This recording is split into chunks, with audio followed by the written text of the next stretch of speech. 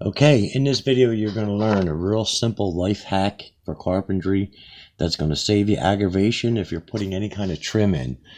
And what this is a technique that you can use to keep your nail from splitting your trim.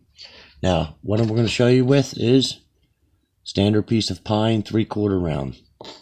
I'm going to use a specific nail, a large nail. You can see I've already done it once. We're going to do it again over here. But I'm going to use an oversized nail, which is an 8-penny nail, galvanized.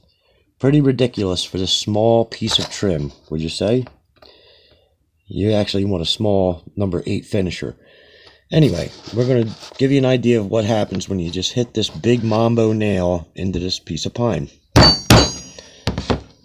2 little hits, and you get this. Different than the other crack. Okay, but automatic crack.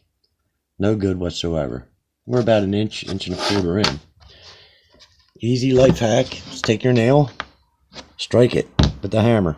Now I usually do that on a concrete surface and give it a good whack.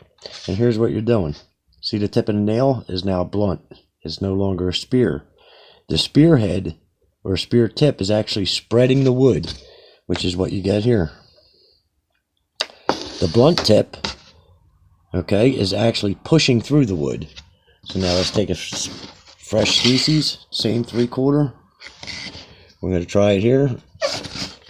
Let's see if we split this one.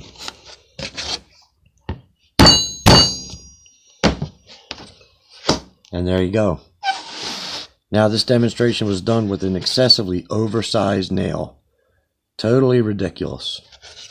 And you can see it did not split the pine at all. There's the end. Okay.